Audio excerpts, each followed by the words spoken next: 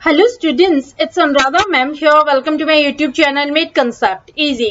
आज के video lecture में CUET 2022 डोमेन साइकोलॉजी के chapter 6 attitude and social cognition के टॉप 20 MCQs मैंने फ्रेम किए हैं आपकी NCERT बुक से।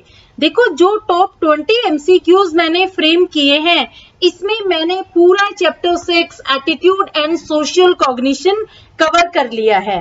तो पूरा वीडियो लेक्चर स्टार्टिंग से एंड तक फुल कंसंट्रेशन के साथ देखना, क्योंकि ये जो MCQs मैंने डेवलप किए हैं ये बहुत इंपॉर्टेंट है और मोस्ट एक्सपेक्टेड है आपके एग्जाम में पूछे जाने। Chapter 6 attitude and social cognition का डिटेल्ड एक्सप्लेनेशन एज पर NCERT मैं आपको प्रोवाइड कर चुकी हूँ। अब मैं आपको MCQ सीरीज में ये चैप्टर प्रोवाइड कर रही हूँ, क्योंकि MCQ सीरीज आपके CBSE पॉइंट ऑफ व्यू के लिए तो इम्पोर्टेंट है ही है, लेकिन CUET एग्जाम के लिए भी ये बहुत इम्पोर्टेंट कंसिडर किया जाएगा, क्योंकि ये जो चैप्टर 6 है ये आपके सिलेबस में इंक्लूडेड है। CUET एग्जाम के सिलेबस का ये एक इम्पोर्टेंट पार्ट है। तो आज के वीडियो लेक्चर में मैं 20 MCQs आपको एक्सप्लेन करूंगी। पूरा वीडियो लेक्चर स्टार्टिंग से एंड तक फुल कंसंट्रेशन के साथ देखना, ताकि कोई भी इम्पोर्टेंट MCQ आपका मिस ना हो। तो देखो सबसे पहला क्वेश्चन आता है, a student may forget his well prepared speech in front of an audience is known as social cognition, social facilitation, social inhibition और नन। देखो इस क्वेश्चन का मतलब क्या हुआ कि एक स्टूडेंट है, उसने अपने स्पीच के लिए वेल प्रिपरेशन कर रखी है, यानी वो बहुत अच्छे से वेल प्रिपेयर्ड है, लेकिन जब वो परफॉर्म करने स्टेज पर जाता है ऑडियंस के सामने तो उसका परफॉर्मेंस डिक्लाइन हो जाता है, वो कंटेंट को भूल जाता है। तो इस क्वेश्चन का आंसर होगा सोशल इनहिबिशन। सोशल इनहिबिशन में क्या होता है कि हमारा परफॉर्मेंस ऑडियंस के सामने डिक्लाइन हो जाता है, पुअर हो जाता है, जबकि अगर हम अकेले परफॉर्म करते हैं तो वहां हमारा परफॉर्मेंस बेटर होता है। Next question is, Vinita is very cooperative, sympathetic and helpful to others without thinking about any personal gain. She exhibits impression formation, pro-social behavior, emotional appeal और attractiveness. देखो विनीता का जो नेचर है वो बहुत हेल्पफुल है, वो बहुत कोऑपरेटिव है, वो बहुत ज्यादा सिंपैथी शो करती है। जो लोग पुअर हैं, जो स्ट्रेस्ड है, उनके लिए बहुत ज्यादा वो सिंपैथेटिक और हेल्पफुल है। वो कभी भी अपने पर्सनल गेन के लिए लोगों की हेल्प नहीं करती। तो वो किस तरह का एटीट्यूड एग्जिबिट कर रही है? उसका एटीट्यूड है प्रो सोशल बिहेवियर। देखो प्रो सोशल बिहेवियर में क्या होता है कि पर्सन जो स्ट्रेस्ड होते हैं, डिस्ट्रेस में होते हैं, नीडी होते हैं, उन लोगों की हेल्प करते हैं without any personal gain, without any personal profit. तो यहाँ विनीता प्रो सोशल बिहेवियर को एग्जिबिट कर रही है। Next question is, Mohit does not like history but likes history teacher. He starts liking the subject she teaches as well. This is learning attitude by association, modeling, reward and punishment और culture. देखो मोहित history को dislike करता है, history के लिए उसका negative attitude है, लेकिन जो हिस्ट्री की टीचर है उसके लिए उसका पॉजिटिव एटीट्यूड है। वो हिस्ट्री की टीचर की क्वालिटीज को लाइक करता है, उसके एटीट्यूड को, उसकी सब्जेक्ट नॉलेज को वो एडमायर करता है। तो इस वजह से वो सब्जेक्ट को एसोसिएट कर देता है टीचर के साथ और उसका नेगेटिव एटीट्यूड चेंज होकर हो जाता है पॉजिटिव। तो इस क्वेश्चन का आंसर होगा लर्निंग एटीट्यूड बाय एसोसिएशन। तो एसोसिएशन में यही होता है कि जब मोहित हिस्ट्री टीचर को लाइक करता है तो वो हिस्ट्री को भी लाइक करने लग जाता है, क्योंकि यहाँ पर वो हिस्ट्री के लिए जो उसका नेगेटिव एटीट्यूड था उसे एसोसिएट कर देता है हिस्ट्री टीचर के साथ और फाइनली उसका जो एटीट्यूड है हिस्ट्री के लिए भी पॉजिटिव बन जाता है। Clear? Next question is first impression is the last impression is known as halo effect, primacy effect, recency effect और इंप्रेशन फॉर्मेशन। देखो, जो हमारा फर्स्ट इंप्रेशन बनता है किसी पर्सन के लिए वही लास्ट इंप्रेशन बन जाता है, इसे हम कहते हैं प्राइमेसी इफेक्ट। प्राइमेसी इफेक्ट में क्या होता है कि जब हम किसी पर्सन से पहली बार मीटिंग करते हैं, पहली बार मिलते हैं और उस पर्सन के बारे में अगर हमारा सपोज नेगेटिव एटीट्यूड बन गया, तो चाहे वो पर्सन बाद में कितनी ही कोशिश कर ले, कितना ही हमें परसुएट करने की कोशिश कर ले, अच्छा बनने की कोशिश कर ले, लेकिन हमारे माइंड में एक स्कीमा डेवलप हो जाता है उस पर्सन के लिए कि इसका नेगेटिव एटीट्यूड है, तो इसे हम कहते हैं प्राइमेसी इफेक्ट। प्राइमेसी इफेक्ट में जो इंसान का फर्स्ट इंप्रेशन बनता है किसी के लिए वही उसका लास्ट इंप्रेशन बन जाता है।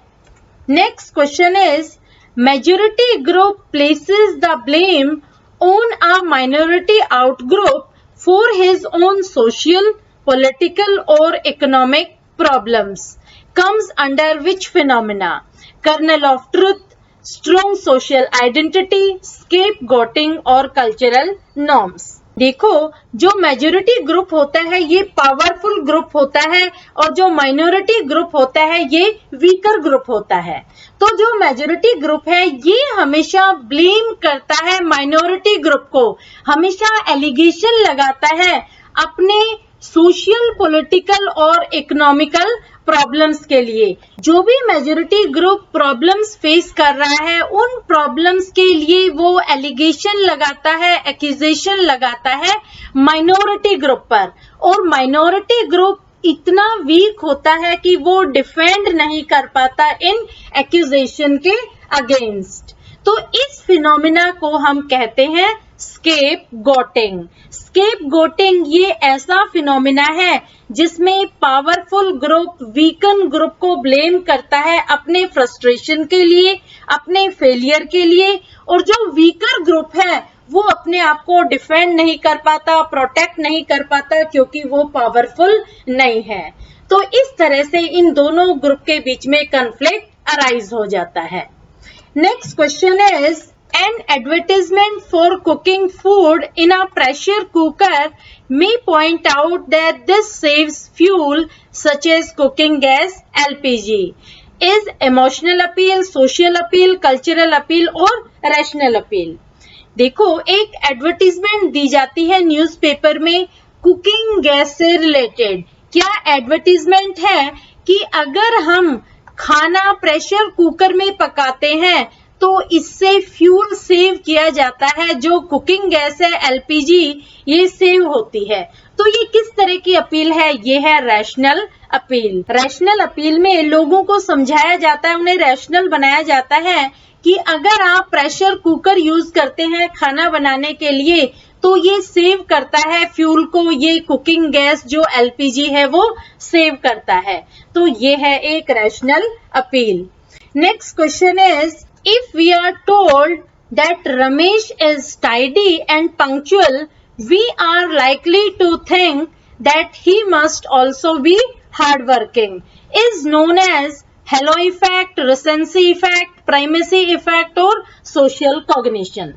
देखो, अगर हमें पता लगता है कि रमेश बहुत टाइडी है, टाइडी का मतलब होता है साफ सुथरा, हैंडसम, हेल्दी, और रमेश बहुत ज्यादा पंक्चुअल है, तो हमारी क्या टेंडेंसी बन जाएगी? हम ये सोचने लग जाएंगे कि रमेश हार्ड वर्किंग भी होगा।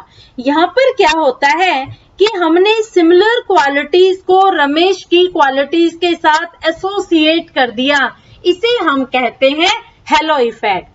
हेलो इफेक्ट में क्या होता है कि किसी भी पर्सन की चाहे पॉजिटिव क्वालिटी हो चाहे नेगेटिव, अगर हमें उसकी क्वालिटीज के बारे में पता लग जाता है तो उससे सिमिलर क्वालिटीज हम खुद एसोसिएट कर देते हैं। ये एक ह्यूमन टेंडेंसी होती है। तो इसका आंसर है हेलो इफेक्ट।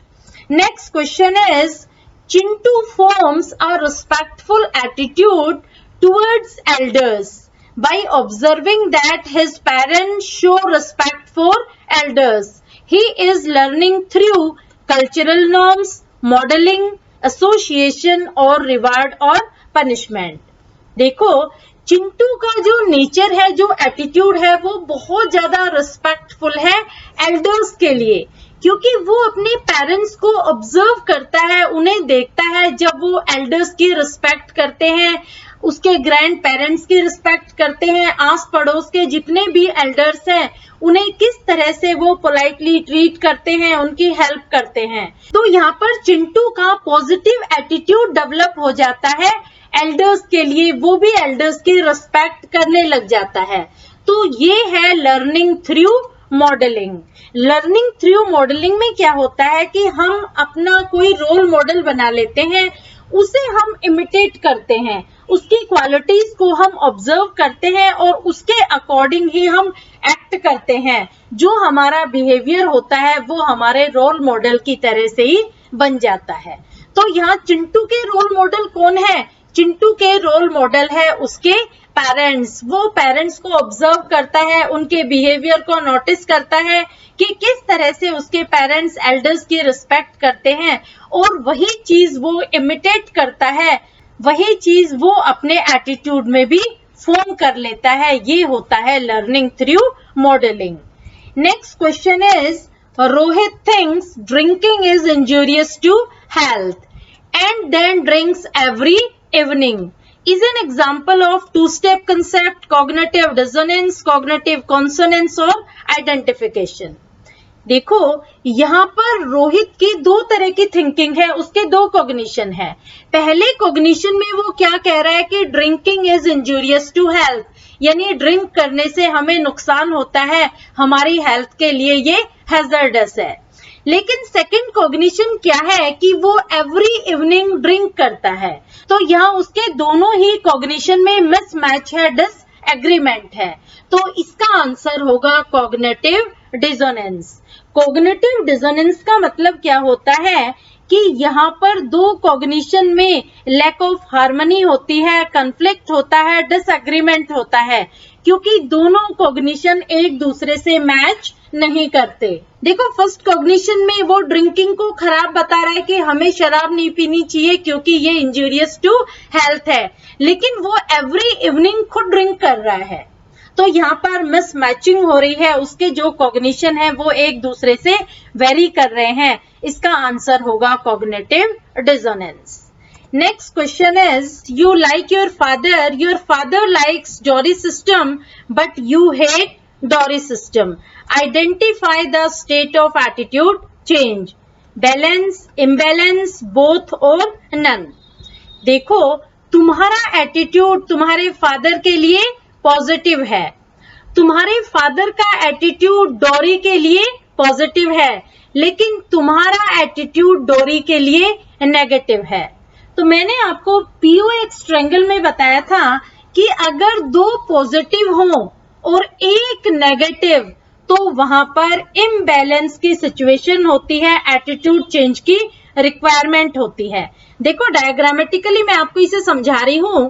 सपोज ये आप है, ये आपके फादर है और ये डोरी है. यहां पर आपका एटीट्यूड आपके फादर के लिए पॉजिटिव है, फादर का एटीट्यूड डोरी के लिए पॉजिटिव है, लेकिन तुम्हारा एटीट्यूड डोरी के लिए नेगेटिव है. तो देखो दो पॉजिटिव हो गए, दो साइड यहाँ पॉजिटिव एटीट्यूड है और एक साइड नेगेटिव एटीट्यूड है, तो इसे हम कहते हैं इम्बैलेंस की सिचुएशन. क्लियर? पूरा POX ट्रायंगल समझने के लिए आप मेरा वीडियो लेक्चर देख लेना. मैंने आपको डिटेल्ड एक्सप्लेनेशन प्रोवाइड किया है. Chapter 6 attitude and social cognition की जो प्लेलिस्ट है उसमें POX ट्रायंगल का पूरा वीडियो लेक्चर मैंने अपलोड किया है. Next question is negative attitude towards a particular person और group is known as prejudice, stereotype, attribution और रिसेंसी. देखो कई बार क्या होता है कि हम किसी पर्टिकुलर पर्सन या किसी पर्टिकुलर ग्रुप के लिए एक नेगेटिव एटीट्यूड डेवलप कर लेते हैं, बायस्ड एटीट्यूड डेवलप कर लेते हैं, इसे हम कहते हैं प्रेजुडिस। ऐसा हम क्यों करते हैं? देखो, जो प्रेजुडिस होता है ये हमेशा स्टीरियोटाइप पर बेस्ड होता है, ये कभी भी एक्सपीरियंस पर बेस्ड नहीं होता। तो प्रेजुडिस में हम हमेशा बायस्ड होते हैं, हम हमेशा मिसकंसेप्शन पर फेथ करते हैं, बिलीव करते हैं। इस वजह से हम किसी पर्टिकुलर या ग्रुप के लिए नेगेटिव एटीट्यूड, नेगेटिव बिलीफ और नेगेटिव थॉट डेवलप कर लेते हैं। Clear? Next question is, when everyone says the same thing about other group, one starts thinking that there must be some truth in it. This is called social cognition, scapegoating, kernel of truth or prophecy. देखो, जब सब लोग एक ही बात बोलते हैं, एक जैसी बात बोलते हैं किसी भी पर्टिकुलर ग्रुप के लिए, किसी पर्टिकुलर पर्सन के लिए, तो हम भी ये सोचने पे मजबूर हो जाते हैं, हमारे दिमाग में भी यही बात आती है कि जरूर इन सब लोगों की बात में कोई ना कोई सच्चाई होगी, तभी सब लोग एक जैसी बात बोल रहे हैं। इसे हम कहते हैं kernel of truth. Kernel of truth में यही होता है कि अगर सब लोगों का नेगेटिव एटीट्यूड है किसी भी पर्टिकुलर आउट ग्रुप के लिए, तो हमारा भी नेगेटिव एटीट्यूड बन जाता है, हम भी ये सोचने लग जाते हैं कि इसमें जरूर कोई ना कोई सच्चाई होगी। जैसे किसी पर्टिकुलर कम्युनिटी के लिए सब लोगों के नेगेटिव व्यूज हैं, हर कोई उस कम्युनिटी की बुराई करता है, तो हम भी ये सोचते हैं कि जरूर इस कम्युनिटी में कोई ना कोई बुराई होगी, कुछ ना कुछ कमी होगी, तभी सब लोगों का सेम ओपिनियन है। तो इसे हम कहते हैं kernel of truth. Next question is, Rajat tends to run faster if his friend is running with him because he knows that his performance is being evaluated. This is known as identification, social facilitation, social inhibition और impression formation. देखो, रजत तेज दौड़ता है, अगर उसका दोस्त उसके साथ दौड़ता है तो ऐसा वो क्यों कर रहा है? क्योंकि उसको पता है कि उसके परफॉर्मेंस को जज किया जा रहा है, उसके परफॉर्मेंस को इवेल्युएट किया जा रहा है।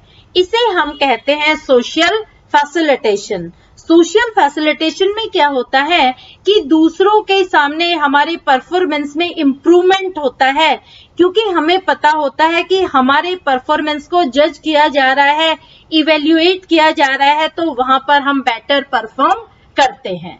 तो यहाँ रजत का परफॉर्मेंस भी इम्प्रूव होता है जब वो अपने फ्रेंड के साथ रनिंग करता है, क्योंकि यहाँ उसके परफॉर्मेंस का इवेल्युएशन होता है। तो ये होता है social facilitation.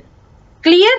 Next question is, an accident on road side where lots of people gathered, each person thinks that is not his responsibility alone to help victim, someone else may help victim.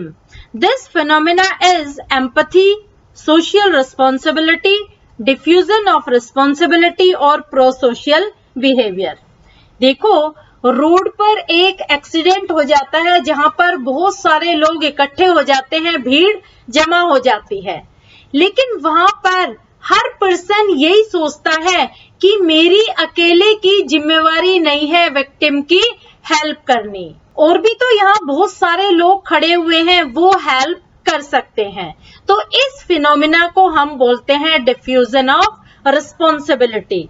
Diffusion of responsibility में यही होता है कि pro social behaviour reduce हो जाता है, यहाँ पर कोई भी पर्सन रिस्पॉन्सिबिलिटी लेने को तैयार नहीं होता। यहाँ पर रिस्पॉन्सिबिलिटी को डिस्ट्रीब्यूट कर दिया जाता है, जो विक्टिम होता है उसकी हेल्प करने के लिए कोई भी प्रो सोशल बिहेवियर एग्जिबिट नहीं करता।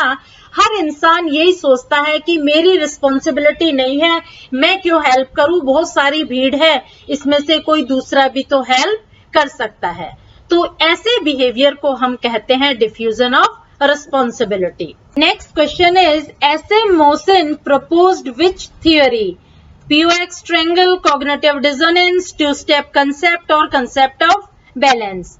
देखो, इस तरह के क्वेश्चन जरूर आएंगे कि किसने कौन सा कंसेप्ट दिया है, तो यहाँ पर SM मोहसिन ने कौन सा कंसेप्ट दिया है? इन्होंने दिया है 2 स्टेप कंसेप्ट। आप ये जरूर ध्यान रखना एग्जामिनेशन पॉइंट ऑफ व्यू के लिए कि कौन सा कंसेप्ट किसने दिया है, क्योंकि इस तरह के क्वेश्चन आपके एग्जाम में डेफिनेटली पूछे जाते हैं। Next question is, we feel that it is more fair to help a person who has lost all belonging in flood than to help a person who has lost everything in gambling.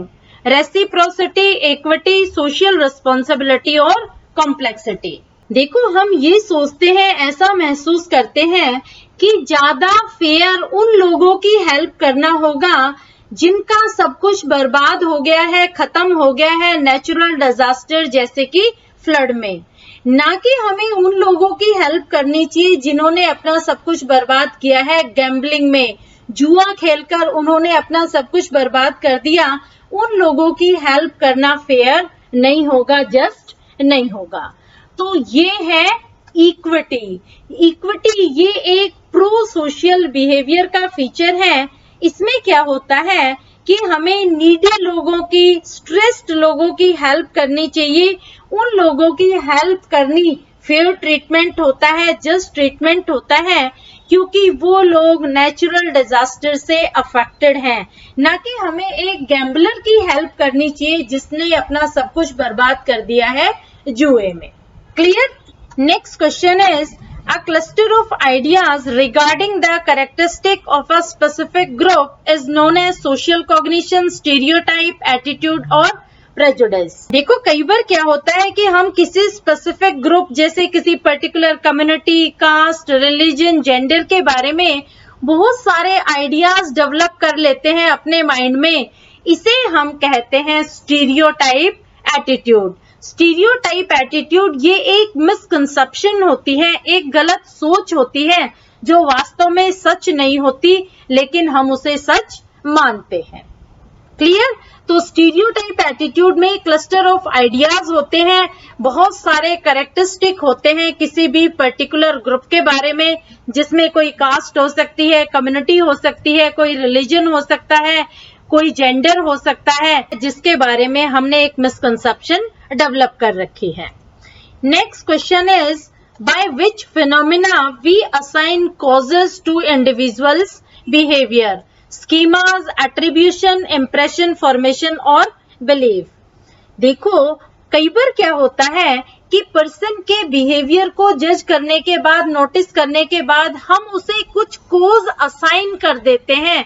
इसे हम कहते हैं attribution. Attribution में क्या होता है कि individual के बिहेवियर को हम कुछ कोज असाइन कर देते हैं।